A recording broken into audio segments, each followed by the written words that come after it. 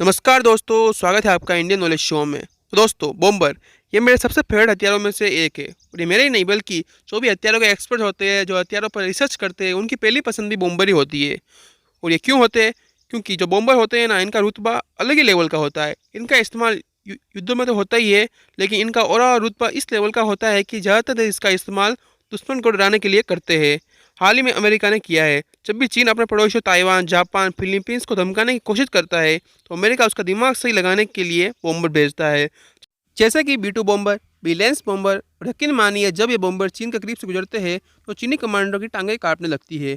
और चीन की सेना या चीन की नौसेना कुछ भी कर रही होती है तो वो तुरंत शांत बैठ जाती है, क्योंकि उन्हें पता है अगर गलती से भी अमेरिका के एक भी बॉम्बर को छेड़ दिया तो पूरे आधे चाइना को भारी पड़ जाएगा। क्योंकि अमेरिका का B-1 लेंसर हो या B-2 बॉम्बर, वो अपने साथ इतने परमाणु बम लेकर चलता है, इतने परमाणु हथियार लेकर चलता है कि आधे चाइना का सफाया कर दे। देखिए, ऐसा सिर्फ अमेरिका नहीं करता है। जिन देशों के पास भी बॉम्बर है, जैसे कि रूस, चाइना, अमेरिका और भी बड़े ताकतवर देश, सभी बॉम्बर का इस्तेमाल दुश्मन को धमकाने के लिए ही करते हैं। जैसे कि हाल ही में चीन ने भी किया था। चीन ने भारत को धमकाने के लिए लद्दाख में H-20 बॉम्बर भेजा था। तभी से भारत में भी मांग उठने लगी कि भारत को चाहिए एक ताकतवर बॉम्बर।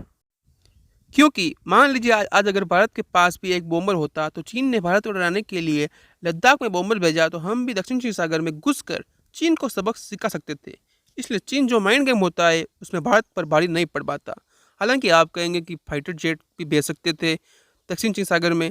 तो देखिए, दक्षिण चीन सागर यहाँ से बहुत दूर है और फाइटर जेट की रेंज इतनी होती नहीं है कि हम दक्षिण चीन सागर में चले जाए।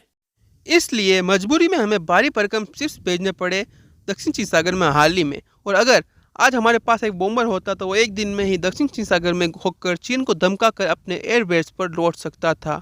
यह कैपेबिलिटी होती है एक बॉम्बर की। और बताया यह जा रहा था कि भारतीय वायुसेना को भी इसकी ज़रूरत महसूस हुई है, और इसलिए वो ऑप्शन देख रहे हैं कि कहाँ से कौन सा बॉम्बर खरीदना सही रहेगा। और अब भारत के कुछ बड़े एक्सपर्ट्स ने भारतीय सरकार को बहुत बड़ी सलाह दी है। उन्होंने कहा है कि भारत को यहाँ पर बॉम्बर किसी से खरीदना नहीं चाहिए। इसके बदले भारत को प्राइवेट सेक्टर, प्राइवेट कंपनियों के साथ हाथ मिलाकर बॉम्बर का निर्माण कर लेना चाहिए, और इससे हमें बहुत सारे फायदे होंगे। ऐसा नहीं है कि हमने एक बार बॉम्बर का प्लेटफॉर्म बना लिया तो सिर्फ उस पर बॉम्बर ही चलेगा। जी नहीं, उस प्लेटफॉर्म पर बेस करके आप ट्रांसपोर्ट एयर का बना सकते हैं, एवाक्स एयर का बना सकते हैं। इसके अलावा हम उसे इस्तेमाल कर सकते हैं as a mid air refueller. इसके अलावा भी हम कई सारे एयरक्राफ्ट बना सकते हैं उसी बेस पर, यानी कि जो बॉम्बर का बेस होता है ना, उसे थोड़ा सा मॉडिफाई करना होगा। उसकी बदौलत हम नए एयरक्राफ्ट बना सकते हैं और बेच भी सकते हैं, क्योंकि आज की तारीख में बहुत कम ही देश है जो मिड एयर रिफ्यूलर बनाते हैं, जो एवाक्स एयर का बनाते हैं। ऐसे में अगर भारत यहाँ पर आता है तो एक अच्छा व्यापार भी कर सकता है।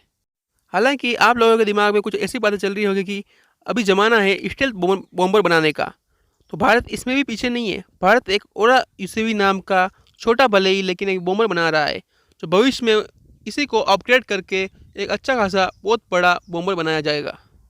और आपकी इस वीडियो पर क्या सलाह है, नीचे कमेंट करके ज़रूर बताएं। और हमारे चैनल इंडियन नॉलेज शो को लाइक एंड सब्सक्राइब ज़रूर करें। Thank you.